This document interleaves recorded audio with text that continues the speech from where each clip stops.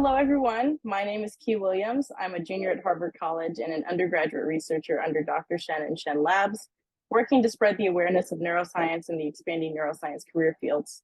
I'm joined here today with Dr. Michael Kaplen, who is a professorial lecturer at the George Washington University Law School, where he teaches a course in traumatic brain injury law. He also formerly served on the board of directors for the New York State Academy of Trial Lawyers and is board certified as a civil trial advocate by the National Board of Trial Advocacy and by the American Board of Professional Liability Attorneys in the field of medical malpractice. Dr. Kaplen, it is an honor to interview you here today, and if I missed any pertinent information, please feel free to let me know. Ms. Williams, it's a pleasure to meet you as well. Thank you for promoting me to the medical profession. I am only a poor country lawyer. I'm not a... Sorry. Let's begin with first question. How did you find yourself within your current occupation and your journey of how you got there? So my journey is very similar to many other attorneys. My journey started completely by accident. My journey as a personal injury attorney started by obtaining a part-time job while in my third year of law school with a prominent personal injury and medical malpractice firm. That turned out very well for myself, and I was offered a full-time position, which I took upon my graduation from law school. This was a law firm that specialized in medical malpractice cases in New York State, representing only plaintiffs, and that allowed me to become well-versed in medical legal issues, and also not to be afraid of medical legal issues by the big words that confront us and confound us as attorneys. And then I went on with my journey after several years at this firm and went into private practice, again, specializes in personal injury and plaintiff's medical malpractice. And along those lines, I was fortunate enough to represent an individual who was in a vehicle crash involving himself and a truck, where he suffered a host of physical injuries, where resulting in a very good recovery. But at the same time, the concussion that he had left him with memory problems, concentration problems, and although he went back to work, he was confronted with a whole host of other problems while at work, and able to be able to perform at the same level. And that confounded me and got me interested in the whole field of traumatic brain injury and concussions, where I found my calling. I went on in that field because I wanted to learn more about it, and became involved with my state brain injury association, the New York State Brain Injury Association.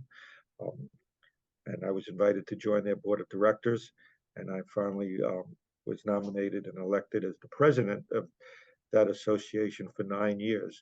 My journey continued, and I was fortunate enough to be appointed by the Speaker of the New York State Assembly as his representatives to the New York State Traumatic Brain Injury Services Coordinating Council, where I ultimately became chair of that group, which provides advice and recommendations to the health department in New York and our commissioner of health on issues dealing with traumatic brain injury.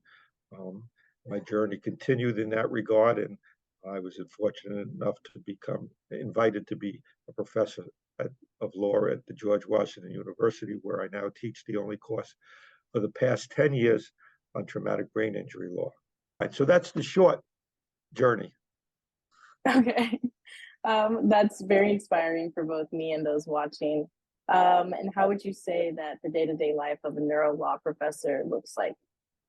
Well, I'm not only a neuro law professor, because that's a part-time position. I only teach this very specialized course at the university, but my day-to-day function is as a practicing lawyer here in New York State, representing victims of traumatic brain injury, as well as the victims of other personal injuries and malpractice.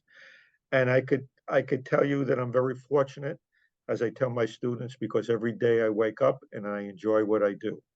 And that's the most important words of advice that I could leave with anybody listening, to this, the importance of waking up every day and enjoying what you do. And if you could say that, then you are blessed. So everybody has to find their own calling, whatever that might be. And for students and others watching this, what advice would you give them about pursuing a career in neuro law and also becoming an attorney representing personal injury clients?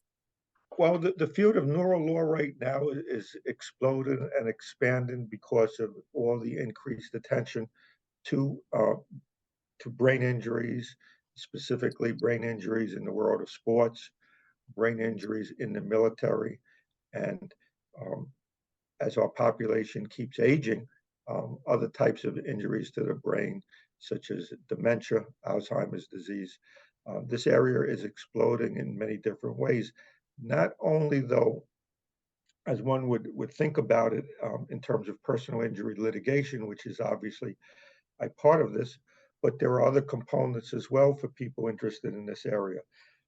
If you're interested in children and education, there are many, many issues that come up concerning the rights of children and the adequacy of the education that they are receiving as a result of some type of brain injury, whether it be a traumatic brain injury or an acquired brain injury under the IDEA.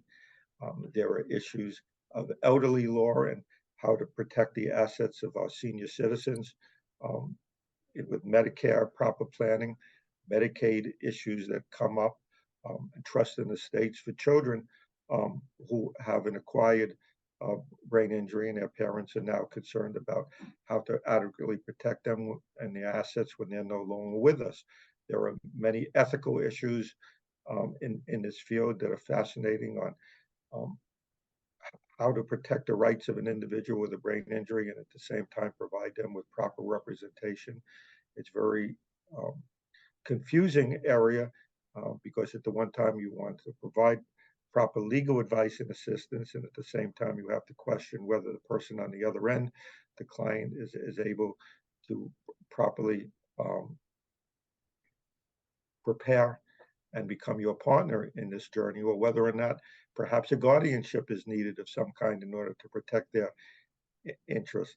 Of course, there are other issues when we deal with our service personnel to try to get them adequate VA benefits when they're injured in the armed services. And there are other issues that come up in these cases in terms of disputes with insurance carriers.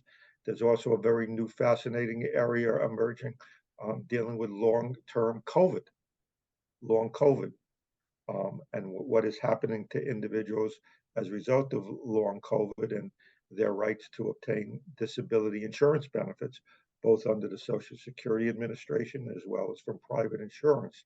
So this is an expanding area in many, many different respects, not only as personal injury trial attorneys.